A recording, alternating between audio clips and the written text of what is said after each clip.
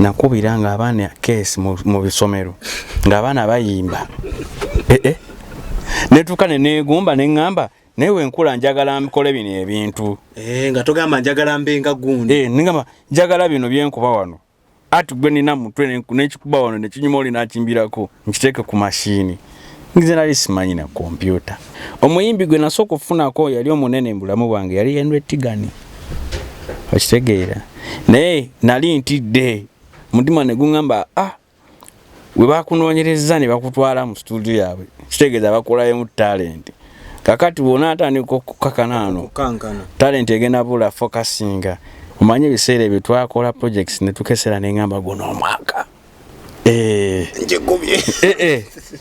munaye kangubuulire omanye okuba tuli mu studio ng'oluyimba sinnalumaliriza already ng'oluyimba ddeme erimu kuba wabweru kyali wange nga abaana bankubira amasimu buli lunaku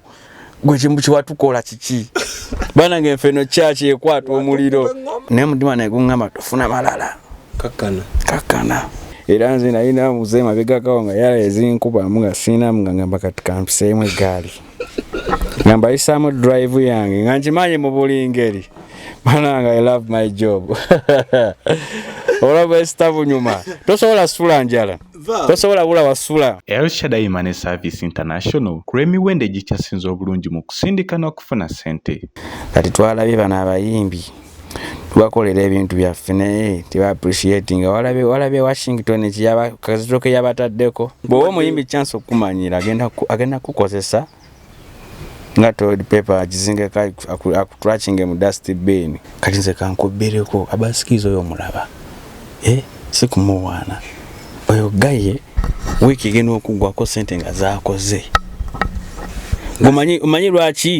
lwaki buli oluyimba olufuluma manana era by the way ninayo oluyimba n'abaskills twalukola ne video gyeri xpotv to the world. Tubalamusiza mwenna okusinziira gye musinziira okulaba xpotv mwebale nnyo mwebalire ddala genda ku YouTube tekamu ekigambo expo TikTok expo Facebook expo Instagram expo buli wamu kigambo kyangu nnyo amanya mbeera omwanasoda abeera yeri emabega ku kamera nakutusako ekifaananyi nga kya mulembe nnyo mbeera ne Chali wange ayanayi erinnya eryo bana eriripiddwa ku nseno niyo olwaleero baganda bange njagala mukkirize tunyumyeko ne muganda wafono wakabi ebisinga agenda byeyogerera anti bagamba lubaale w'omulamu tasamirirwa ate nga tuli mu Buganda siwe kiri taata wange tusaose okulaba nange nsanyusa basanga amanya nze omwanasoda omwanasoda esebo nze Jafo Pon Di Beat Jafo Pon Di Beat bulijjo nompulira nkuwulira buwulizi nga nkulaba ku TikTok nkulaba ku Instagram Twitter byonna kyekimu oyo zero naye ndi wa mukisa gwatulaba nti olwaleero tumwegasseko era ali butoola taata tubadde twagala tuwayeewayeemu mpola mpola esebo omulabi awulira endirimbo zo asobola okukutegeera okusingako kye tulaba esebo ndawula Daniel gemanya ag'obuzaala agange mu bufu bwennyini oba otubuulira agago gange nze Luyonde Jafal Luyonde liba linnya ly'Abaganda era ly'Abaganda nye baba nkima ekitegeeza yanaya nimbye ankubye akaama kimatenga balangira abadde nimbye era nga ngambye oluzungu olinamu owezaamu oluzungu omusajja ayinza okuba yava waggulu eyo oluzungu ndina lungi agambye nze nga kala gy'olina agamba like aw'engulu eyo mu bakiro bya ityenedi oli mwana wawana omanyi buli gwanga lina ebintu biri esigaliza Abaganda tugamba tambulamu ng'Omuganda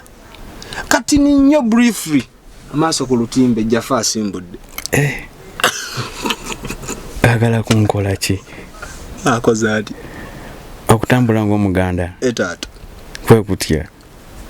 banange obuwangwa n'ennono tubusudde Jafo yetuveeyo Jafo ozaalibwawa era mwaka ki nazaalibwa sinakufuna like ekifo gyewaza obuzaale nze banzaala Buyukwe abe bamuzaala eyo Masaka wansi eyo ebijambiya nazaalibwa Wakiso Banda Olistebon munange omwana bwazaalibwa biseera ebisinga atwalibwako ku ssomero n'alaba ku mbaawo mu bulamu bwe wagendako ku ssomero natufukayo N'okutikirwa n'entikirwa. Kitegeeza ne university watuuka. Oba gw'olina ewatikirwa n'ogamba nti nze. Nga bannyinaffe ekibiina kyayagala kye bamutikulira mu diguli y'omwana ye nadde waka n'atuula. Era nina diploma nane degree. Wasomera ludda? Somera Kyambogo. Like primary? Primary nayitako omusomero baliyita Winterland. Secondary nengenda keka kungulu neveka kungena Chas College. Gachi aliyo bagago. Ye gali atega kolera ddala kubaga amaanyi. Naina linyumyako ne chali wanga ya nayi nangamba nasomera simanyi kyeri mabikiri agwadda. Waliwo muzikiti. Kati abaganda baffe ebisere bisinga bwobuuza amasomero soka kubuuza bali kyaliyo. Wejjukira okuba omuntu wa talent kuba ennaku zino oli mu bya talent. Primary. Era naliko MDD prefect mu primary. Secondary era naliko MDD prefect. Ngaza kulira ebyendongo mu ssomero. Batugamba abantu abakwatagana mbya MDD babeera shabbe tebabeera bagezi nnyo kasitaba nga amanya oluyimba oluliko dijja akuba omuyimbi aliko mu Uganda n'ebweru. Kiki ekyakufuula okuba obwongo mwalimu oba wali nganze? Obwongo bwalimu neera n'emikwano kubeera si ekintu kyekirodo kinalyawo n'endowooza nti sobola nokera ku maca n'ekikola neera just mikwano. Bakulaba nti onasobola otukiikirira ne bakulonda ne bannonda ne baŋŋamba olina okikola. Bakafaananyi nga Jafo ayimiridde ku bench agamba ladies and gentlemen vote me, you are going to dance.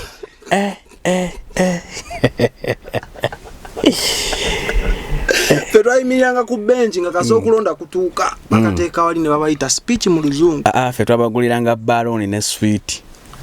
Bali baana batabafuwa balloon ne sweet. Mu primary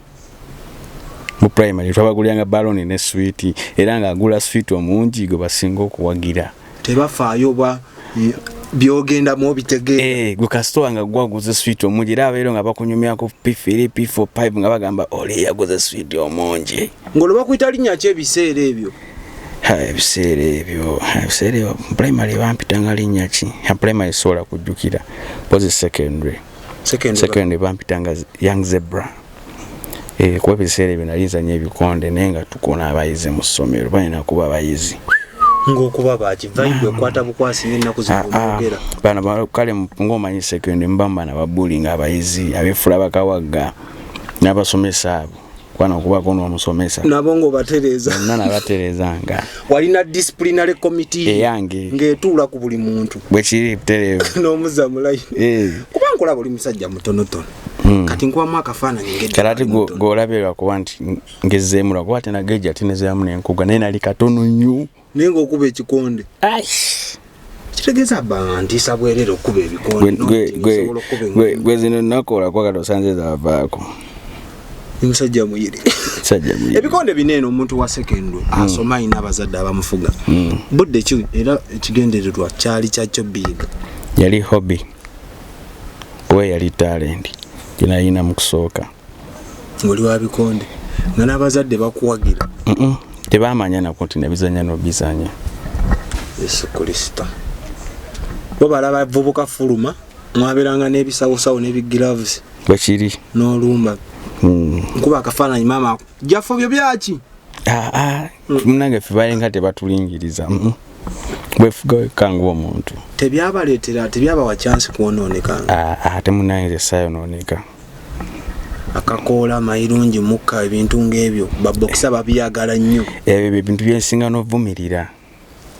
Jafo kiddemu omulundi gumu ng'otunudde mu kamera. Bye bintu byensinga n'ovumirira. Ebiragalagala mayirungi.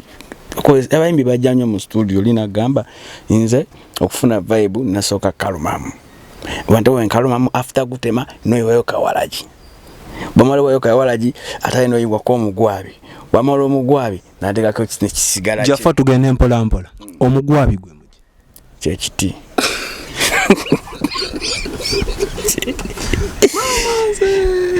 Gwe mugwabi. Gwafa. Tokkiririza nti emigwabi akakoola simanyi sikanga biki bigaba vibe. Kale kubamu ndu kuba endowooza yaabwe naye nze mu kukkiriza okwange nze nga sibikozesa naye nga muntu wajja ntuula ku mapeesa. waliwo producer gwe mmanyi akolera eyo anywamu akabisi ke era kasanywamu akabisi ogamba ali wabbawa kasa ateekamu akabisi aba takyafugika aba abeera ne vibe y'amaanyi akkubira endongo neeyogera unanga abaabo kale Jafo okusoma okumaliriza tetujja gendayo nnyo eyo kubambira kabyali bya struggle abazadde gye bali naye era okusoma naleera nsoma bino byenkola kuba nina diploma mu sound engineering ne degree mu production ekitegeeza gwe wabisomera nti wayiga ku mulimu ate munange ku campus nalinga sisoma nga ne mu class sirinyayo najjanga buzikola bigezo ate nga nze yali omuyizi asinga nze obudde wange obusinga nabanga mu studio nga mbeereyo ku zi dream fire records biseera ebyo nalina nga mukwano gwange zex binajja omumanyi ategeera bulungi omwana wekamuki nga tuzunga nga tusiba tuzunga tuyiriba studio ku studio nga tubeere nga ntwala buli ku studio era wagenda otandika obisoma nga olwedde oli mu field already nali mu field ogiyingiranga mwaka ki field professionally no nga tonayingira bitabo tunatekako bitabo 2013 ntandiko yiriba omwana ayonoonese waka yewaggudde ate munnange basasula fees mbyongereko olani gwokwata bagiyita sleeping gwokuba sleeping mama taata omeka sofunzaako omwamatiza mu okasofunza maama tata si muzibu wa kumatiza ne kasofunza maama ye agamba tata namugamba omwana naina kyayagala kwato sobola kunkakakola kyesagala wo muntu ulo omwana wo munkakokola kyatayagala ajja kubiba abana bagenda okumala okusoma bani Dr. Udaman type or Dr. Labadaba yakola ICT amanyi bulungi waike benda bani ne basome bitabo ne babiteekawo ne bagenda nina mukwano gwange lwali moja musawo mulamba owatu atoba nnyo ne ipusi zange n'omukunja musawo tokkiriza nti omuzadde asobola okera ku makya n'ateekateeka omwana mugundi gy'amwagalira n'agibeera sikikkiriza nani kikiriza on a basis on a condition nti abazadde ali batwakulira nga tuli bato bayinangamu eri endowooza muzadde yalina okutegeerera omwana kituufu amutegeerere kuba omwana alina emyaka gye balina omutegeereraku naye omwana alina akasitaweza emyaka 18 aba takyafugika kati bw'ogezaako omufuga ennyo omuteekako pressure ebivamu ogenda mukozesa ensobi ate wejjuse kati osooka n'omuwa chance n'omuleka nze singa tebampa chance nandibadde kati ndi mu office ya muntu nga nina nkozesa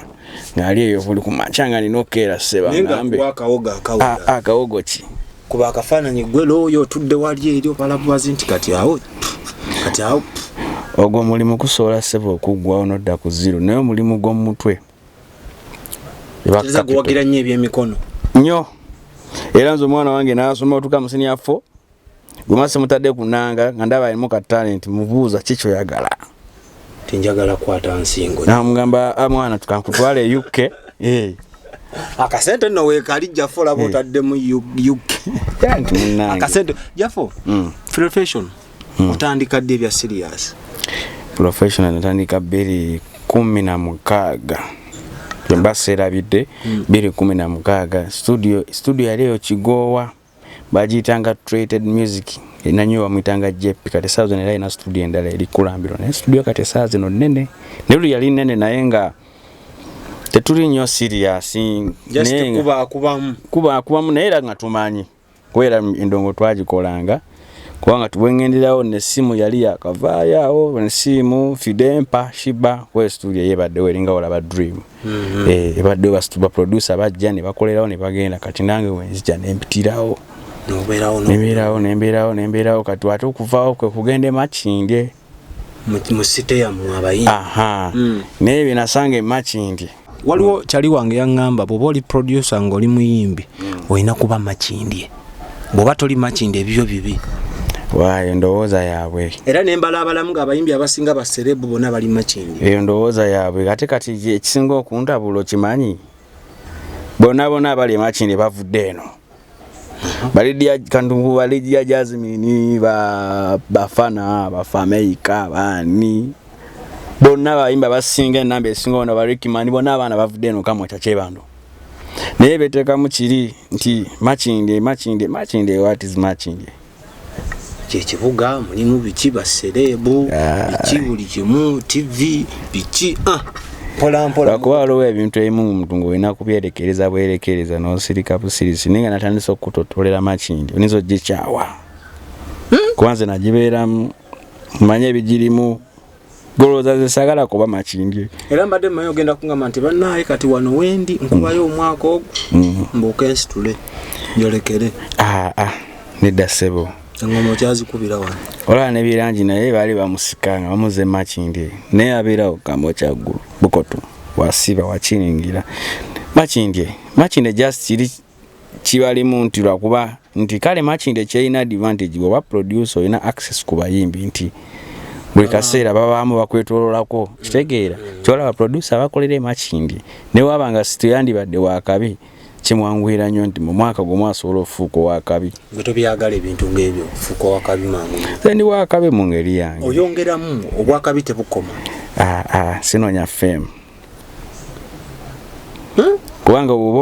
producer noba muyimbi obanga okolerera kufuna fame oba ogenda ku kizibu wamu lwa nsonga abaana abasinga emakindi bakolerera fame bakomekiriza balina bye baguddemu niwaita emyaka ena afuuse sita neyejjusa n'agamba kale ate singa nagumiikirizaako naye era njafuuka sita naye nga byonna bamaze obimuyisamu abiyiseemu ebisinga nga byantiisa ebisinga bya bingi kale kokola baŋŋamba abayimbi muloga abaproducer mubeera n'eddogo mubeera na buli mbeera mweyisaamu eggaali ekyo mbadde sikimanyi tokikkiririzaamu kikikkiririzaamu nti eddogo teririiyo kale eddogo gye riri gwakakapande wakasomera kukuva wayingidde wano nakasome kale Ghost in the City omuzimu oli muzimu Jafo siri muzimu sijja gamba lwaki ombuuza anti by the way natidde dda nasomya akapande kagamba Ghost in the City omuzimu mu kibuga neŋŋamba okibanda ategeeza ki tabanga yazuukira yava magombe aba mwana wa misambwa oli mwana wa musambwa mwana wa misambwa Jafo tuveeyo project kizo gye wasookerako okukola naye n'olaba nga ebibala ebizizza netambulira lya muyimbi projects nyingi kati sobola kugamba nti eno oba eno eyakuwa essuubi netuuka n'okuwa amaanyi nti lemezaamu project yali yani akuba omuyimbi tebamumanyi naye yali wakabi nga mulungi mwana aliyo mutu bamuyita Chris Penny era ebiseera ebyo nali mu Kigoowa twakola project eyo ebiseera ebyo epasinga avudde n'essimu ku badi nga bakyanoonya studio epasinga ayita eyo ntinda nga akafuna ennyumba ne bayitirako ku studio project yali ezanya nga nabo ne bagiwulira omanye ebiseera ebyo twakola projects ne tukesera n'engamba guno omwaka njegobye munaye kangubuulire osobola byonna bikola just eba time naye nga mu projects ezo gye nsobola okugamba kale eyasooka yali project ya Dax bagiyita leero oba ogimanyi leero gwe akubira omulenzi muganda wa Kibanda family kati nze abakwasaganya otakudde ne kutama so nange kati ndi wa first family era oli weni UP siri mu politics kyeki gifuula first family byabufuzi sijo oli president wa NUP first family kitegeeza oba nawe oli first family kitegeeza nawe oli weni UP kyali waba mugagga nawe waba mugagga era abana abatwaba ku expo Jafo weni UP eyabufuzi tobijjawo okubira Dax mwakwatagana mutya naye Dax ate kati Dax okwatagana omanyi omuvubuka bamuyita Dream Boy yayimba ne Nina Rose Samanya nayimba ne Wizo ne Zexi byenyomanga mukwatagana naye yali muyimbi wange kuba namukolerako ennyimba nyingi mu studio 2019 awo nga ndi Caribbean studio yagita Caribbean kati Dream Boy oyo najja tukola Dream najja naŋŋamba mwana oluyimba lwe wankoledde ensimbi ediyawa lwagadde nnyo abalyagala kukola bamukole ki mwogeremukko ne muganze sina buzibu kati nenfuna olunaku netugendayo waggulu twali tugenze kulaba mukulu eriyawe naye sasa tutasobola mufuna tuvaayo kati Dax wo mu meeting era gundi na namugamba ne Jafo ko Jafo bichi bujo kale ngamba laba mbayita ko tebamanyi si bamanyi just bamanyi nga nti bayimbi kati Dream nangamba Dax agala kugyeyokola muko naawe ne muganze sina buzibu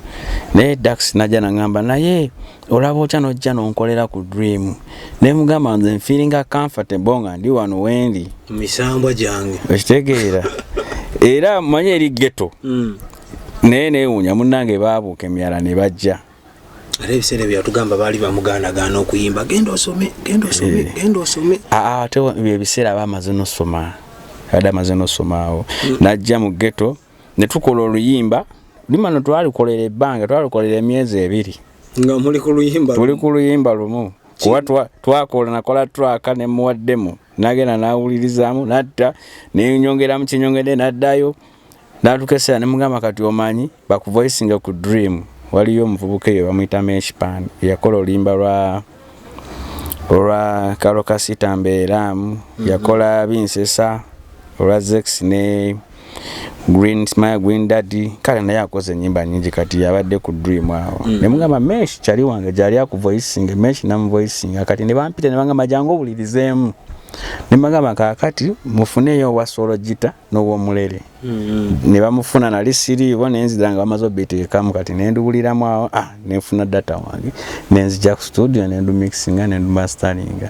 mwasharinga studios weekemu bandi abo batade audio weeks 2 batade video netambula awo Vian omwana muta Vian music kwe kujja katolonga batandise okujja omukomu bagamba omuyaya ina touch ni bajja Vian najjao Vian bamukolera oluyimba nangamba naye kana akayimba kanzije natambulamu bwe yadda yangamba nkuzijana miki tulukola oluyimba era ne bajja ne bakola oluyimba kati olunaku olwo tumala okukola oluyimba miki abafuluma studio waliwo engoma gye nali nkuba ngoma yange nali ngenda nagyeyimbira luddawa Caribbean awo kyebando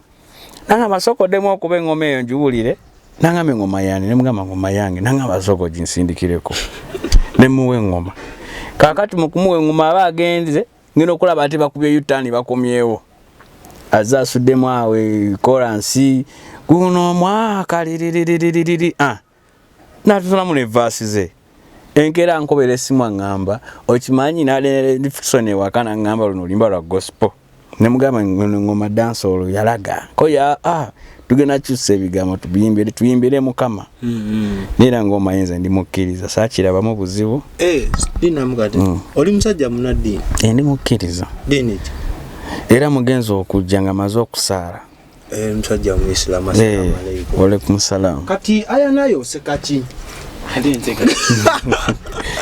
kakati olo ajanere Vixoni wale bajja kiro yalire Vixoni Reigi ni bachali abalala aba manager kitegeera sasa okakukiriza nga wo muyaya ngubisa ekitegeera Vixoni azao mangu bayiza one Reigi vasi basuddemu nga byakusaaga nno omanyi okuba tuli mu studio ng'oluyimba sinnalumaliriza already ng'oluyimba demeri mu kuba wabweru ku radio nayenga ngotidde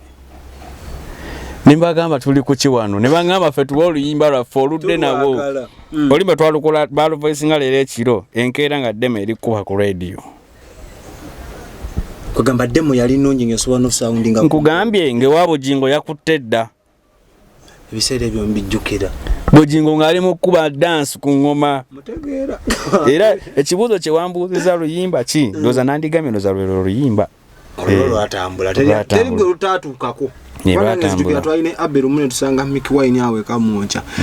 natunyumiza engeri girwajjamu accidental nete twabitegeera era ne story endoza yemwene yange kwa yali afuluma studio kwanza namulanga ku TV za nkati one ngayogera mbangenze wajjafu abamafuluma studio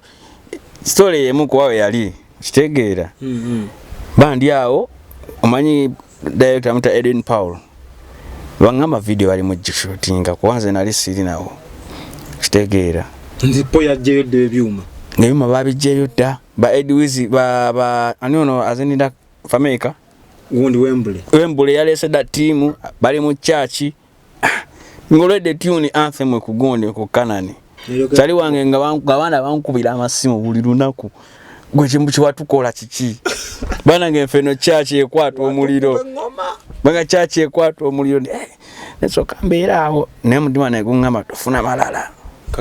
kakana Segira manchali awo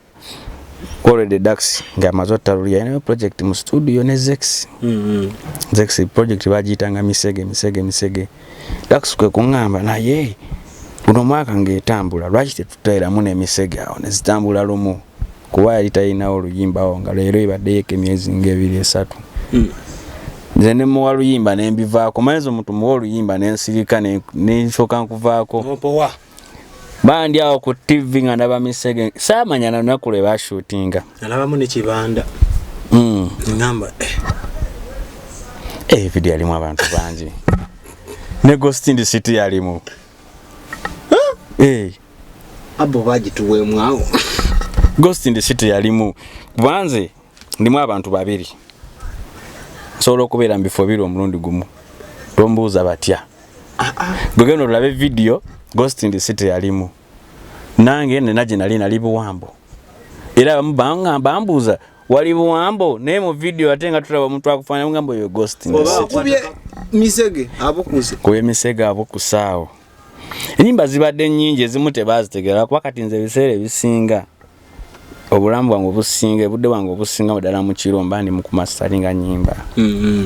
z'abalala kitegeera ezabalala kwa mukama ya blessing ne nsoma kati skills najja musomero ze nyinyamba ku mixinga ne masteringa sisobola kugamba nti na masteringa producer bwati ono bwati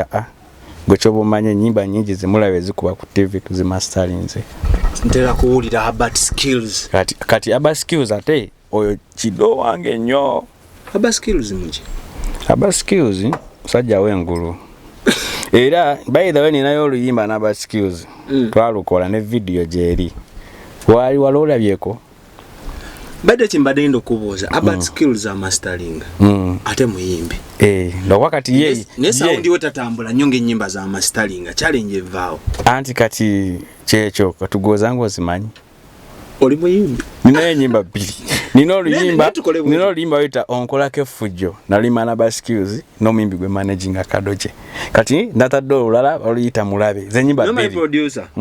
lwaki totuwamu kuba abantu bayinza okugamba producer yekubya mbadde njagala otuweemu oluyimba lwogambe kati ninyo sample tulabe nti producer kituufu yalege voko kuziribwa kuzombi kwelola balweka kasanti ya abesirika producer tugenda okukola yena payimbira mu nga tumaze omanyi kinga tuli kumala era obo malizo ja kungamba ngena ba akapera bane funawo wandika nzijukire producer ayino kutuyimbiramu mbadde ku kibuzo kya Herbert Skillz kyekireta sound w'abana Uganda twina abayimbi bangi abanene netagenda ku international market alwawo competing ne sound w'abasajja bali aba Nigeria kyekireta obuzibu bamba atugamba production abamu tebazi mastering Herbert Skillz wali obuzibu vaawo tebagala teekamu olaba n'abasajja ba mastering kuba kalifa ba mastering waliwo ebintu bye tuyita mbingi naye tusirika busirisi ekitegeera abasajja abayimbi kale sijja boogerako bubi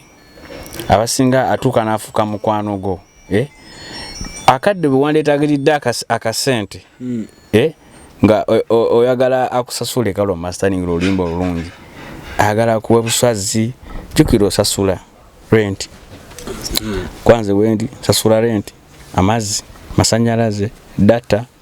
nange kenyini ama biggest problem to myself neema benyini service kati era masanyalaze gabiyisemu kati singa gabikoseza bade ndi mulosi abokadenga bobiri kati muyimbi kigwagenda okubira omugame paya 5 ngaja sitakoze aja kubeera mu kino mwana aja kujja ku Sunday tukolenda abenkuwoyo deposit Okitegeera kati ne producer nyina masteringa bw'oba tomuwadde ssente ze katomanyi lwaki ennyimba baskills amasteringa bebe cool ziba sound nga mulungi n'eze Kenzo nti zicrossinga nene alina n'endala za masteringa nende zita crossinga anti kati ebiseera ebisinga kiva ku nsimbi okitegeera nange kenyini wadde masteringa nange ya masteringira oluyimba ne batini bonna aba masteringidde wano waliwo atini yalukola naye bati yalumasteringa nyingi zakoze roni mulungi naye lazimasteringa okitegeera tulina mba producer ameka abasobola masteringa music mu Uganda goboma kijja kulimba kuba buli producer agamba masteringa buli omu amanyi asobola naye professionally ba sound engineer batono nga natanaso balamba balira ku ngalo 5 asooka Michael Fingers omulala Steve Jean omulala Dick King omulala Anayo Tunes omulala abaskills nange sobola kwereka era oba muli ba Luganda ne abaskills kuba omukulembeza nnyo tigwe nsembezaayo oide we list ngeje mba kuwadde blomu ngadi ngeje beddirira osembezaayo Jafo nera Jafo gosembeza ya dirida abaskills begoberede ba Luganda ba mikwano nnyo cheche bagatta gocho bamanya ba mikwano nnyo mwesangawa best friend boya kwanza nalima ya baskills tamani na Luganda nze nenyimba ze zayimba mullo mpulira nengamba yemya yakunya ngoma munange no bwatyo ye mu America kati saazo no yali UK azeeyo kiza weyo mutuze eri gomuntu akola ne ba business gino ba Capricorn ba Binman bani sawa zina ina project yageno fulumya banjogere akatubire ka bali ku expo omwanasoda ayana weche bomanya omulala ali mu masteringa project ya Snoop Dogg ali masteringa project zera zimwe za mututeyo ya masteringa ko album ya Akoni ya masteringira ko Popcorn banji bakolede worldwide music amusomera wo yatuka ku level umusajja yasomera yuko yogola be myaka na weddu nga kusoma sound okitegeera muno mu Uganda tulimu amasomero agasomesa ebintu ngebi mwegali ninga tulina bibalabire nga ba baskills mwegali naye abasomesa be batalimu abasomesa abalimu babeye kati campus ngeye gina funa omusomesa abayizi balimu mu class bana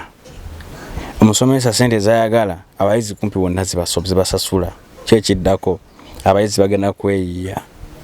ze nasomera production nga mu class ndi mu muyizi omu pozikeri class irenda ya sound gene twalimu banji kitegeera naye kati atenze kinayinanga n'emikwano mingi nga ngenda ke wabati nenvayo nengenda ke wono nengenda ke woli kitegeera kati nenfuna advantage nti naye exposed already neteri muyimbi gwe sobola kukolera mu Uganda netwachi wekwekene wale nnyo nekwekene wala lwa nsonga studio nze nokukiriza studio aba muntu yes kitegeera gwe nobo fulume gwanga nogende Rwanda nga bakukozesa bajja kukozesa aba skills ne wabali UK nyimba zifuluma kitegeera nenga zaba na Uganda ziba zikuba nenga z mastering deli kuwana ngolumu manyo kugana ne mugamba tano stage liwana nga mwana ndi ize na ndieno seba se na ye story kyo naye koyagala tukolemu nenge era mu maasawe era tulina projects nga 3 ze tugenda ofulumya kubanga kati twalabye bana abayimbi tubakolera ebintu byaffe naye tiba appreciating walabe Washington kiyaba kazitoke yabataddeko buli muyimbi gwe yakolera buli luyimba lwagalako ki kina soboka mu Uganda wanena watalina copyright kubayi kijja soboka Bebe Cool ina statement gyavayo na call of recent yagamba by the way statement yo yajijja ku onogayi ayimba oluvanyuma tosobola kuba producer gwe muyimbi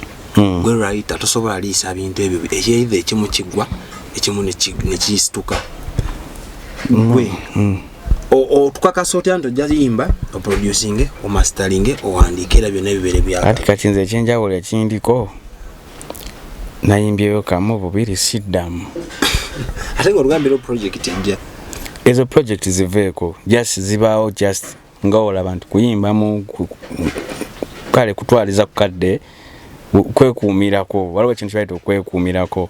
nsobola okukoba producer wano bana tosobola kuyimba no producinga nobikola byonna lumu ekimu ku byo kikusika Yusira Washington we are producing another kuyimba Washington yakolera Good Life nga wakabe Washington yamukwa producer abali basinga ku Dream Studio nga baliyo Washington Pademan Tony Oz kitegeera ne kasogeza kubigatta and the music tulaba Andre yali producer nga wakabe kati muyimbi Moscan bane ne Moscan ayimba mpozi kati nalabe ne gundi nalabe nani ne yalide yalete muyimbi sebonna na enyimba za Moscan oyo gaya mfumba banange muyaye sewe yatukuba enyimba ne zitutulamu awo yatukuba leta natukuba sinado walo nenyimba ozi yatukuba ne collabos yao zizibu kutampola mpola ate muhandisi yatugamba muhandisi walo ulide kakayimba ne simu ke yali ayimbe ngojeko kayimba ne fefe busi irake mbadde summertime walo mulizamba muliranga ayimba ngochebo manya ayimbe enyimba nyingi mbuza atya adia enyimba ezisinga za producing ziba mama robozige nesi abasinga baziwandise era oli yagamba bebuuza ni writer ni producer limbo tegedde olwo lwali lwa Sindi njagala olizo oluyimba lwa bana abaana ba ili bozi ya producer yalitekamu nange enyimba nyingi tuziproducinga noteramu muyimbi amalobozi ngolaba kyetaagisa. By the way nawulirako ne Ronnie aina nali ntolomugobera ku TikTok ku TikTok muyimbi mulungi era he's a very good vocalist nene ebuza lwaki tatuwa tune ya dene era basinga backinga just naye nga zesiwagira mu professional siwagira mu producer kola o producing atoyimbe baba akikola tokibe tolemezamu ukola just kuswala tosobola bikola byonna otugesera era perform nyimba kumukumu okimanyi olaba bino mutima gensarwa teri mutu yandikyagadde kyekininga teri mukazi stepmother yandiyagadde kufuuka muntu mubi naye omukazi abeera mulungi nga tanafuna mujjawe naye kasita afuna mujjawe namumanya nabali tagenda mu masobo tomanya wa mudu gyeva atandika kati ne producer Andre tasobola kukolera muyimbi nga weyekolera lwe kitwala ne kitambula Andre nga oyeye yakikola ne kitambula ne kirwako kyalwako naye anyway by the way challenge kiba producer be Uganda ze musingo kya osanga challenge nandi tunulidde nnyo eri ku bayimbi abayimbi tibakyaba producer bitiibwa wana mote mubyewa netasi bwe kiri kwa Steve Jean gwosomesuliranga yo muyimbi amwisa amuliso kanti no kisinzira ku ngeri je wetutte mu ebiseera ebisinga abayimbi ajewo nakola oluyimba ate abayimba basinga bona balina omuzoogo ajewo nakola oluyimba namala nawe twale wa producer omulala namugamba uliramu kati nze kankubulire producer omulala gwatwalidde oluyimba tajja uneba tuliri mu nsobita ensobita ejja kubula ayino kikola ki kugambe no wa producer wa hit kabe ne simu nga yakoze oluyimba omwana nakwata oluyimba nawe twale wa batte era jabaera mukali ne simu yakoze bulungi melody nezino sineya okitegeera n'oluyimba lwa energy Jose Camilo ndo yakola ne Justed basoka luzimbira mu studio ye producer ali awo kati kawembe era ebalutwala haki nalwambula mu logo zo mwana zonna babikola kati ekininga luno oluyimba lwa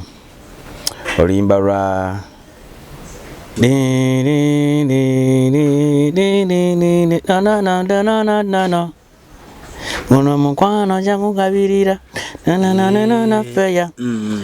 ogenda ku YouTube no wandikamu making of Badi omwana w'abandi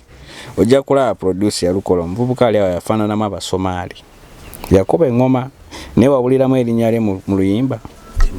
era tolina oyinza mulabira okitegeera batugamba mbu mwe naddala aba producer abali wakati awo muwa nnyo abayimbi abanene respect to the extent babamanyira gwe kenyini amuyita taata jangu okolereko ewange mpaayo gwamuwa muganda wange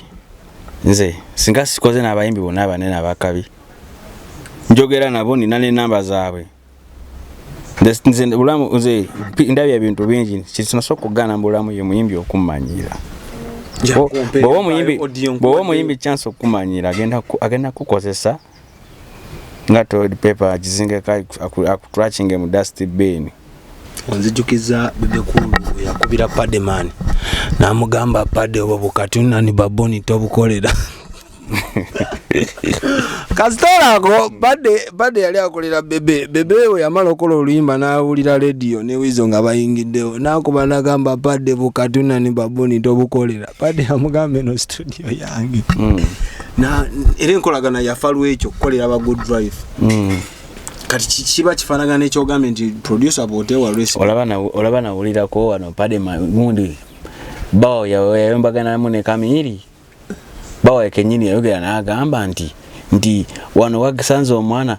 ng'omugamba jema malobozi ga Josted naye omuntu wajama malobozi g'omuntu olimbe olojja dufulumya go producer go bofudde omubi kati ono producer omuto aba ati omuyimbi yajja kikola batugamba bali kakana ze nali nkola ne Parasola kuba enyimba tezinafuluma ziri mu studio yazikubira mozuwulire naye nasoko mutima ne gungamba ono Parasosta okusinga naye tokitunulira nnyo kitwalo li producer kola mulimu gwo era twakolanga ninga akola ne chali wange omuyimbi gwe nasoko kufunako yali omunene mbulamu bwange yali Henry Tigani okitegeera naye nali ntidde mutima ne gungamba we bakunoonyereza ne bakutwala mu studio yaabwe kitegeeza bakolayo mu talent kakati wona atandika okukakanano talent egenda bula focusinga kitegeera Palaso yakuwa kasente kuba waliwo yali asinga omukubira edidi twaddayo labanga yazo omukeka ku lubalaza ayebasibwerwa akaba bamugobera mukola naye tekyali ku program nti naye era oyo omuvubuka Vian music yankimana ngamba jangu tugendeko emakinde jukira abadde nga nzunza nnyo nga ntambuza nnyo kale gaye bambi ngagala nnyo kale meeting abantu abenjawulo ngamba geri babereyo bakwagala okulaba nze mbadde ngeno nga simanyi nti nina n'abantu abagala okulaba tuli wakabinga wenyomo ekitegeera kati gaye omuna ngamba okirira mu ghetto yukamo chawa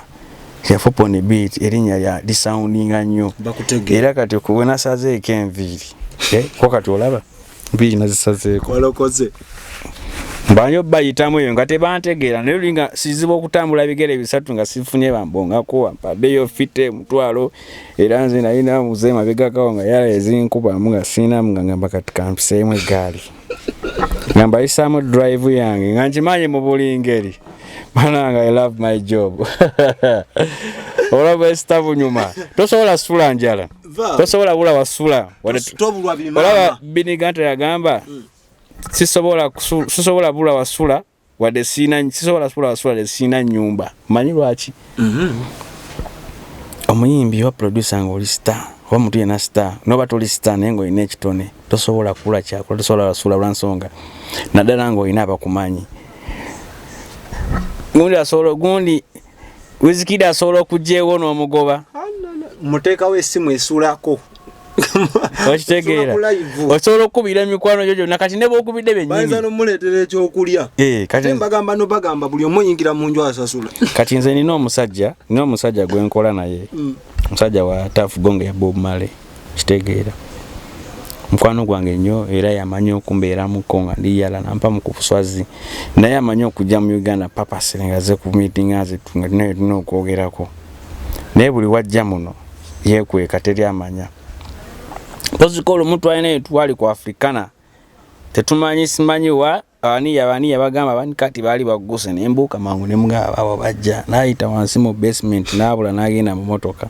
era kati saawa yonna agenda kujjamu wakati wa guno omwezi kitegeere ne katebeza singaze nga sinza mulina azze uwo ninga bakugamba oyo wejja Amerika mubi Mtu ali mutafu gongo ya Bob Marley. Era ne yazika power. Abatali ku level za bakachere. Enteka wali live esulako soda alongside. Kale kintu ekyo kiraba ate kibi. Nze munnange abamu mbafuna bajja era kye kigenda okungazisa studio yange nti wano wafunda ate kati maaso level kati kwetuli abantu nga baba bazze betaaga n'omutuuse wantu nga naye alaba weewo kitegeera kati muno njagala mbeere ne studio soso kuba ennene muno mu Uganda muno katundu kwendi etali eri Makindye Makindye gyezire ennene naye ate eno giraba eno level kweri ne studio eziri Makindye ebimu ebyenkozesa tebabiina befumba wakati bw'obaana mu Uganda n'obala studio zineyo sound card ya Apollo bazibalira ku ngalo kyekyo kiwagambye nti tubulamu tetwagala teekamu kutandikira kuba producer olaba Banabo studio mastering wamu ennyimba ze oluyimba luyita mu console nga 10 Apollo ne basajja bazizimbira obusenga engine balo engineering oli manual lugendo fuluma ogenda kilomita mutufu nga nawo olaba olulwe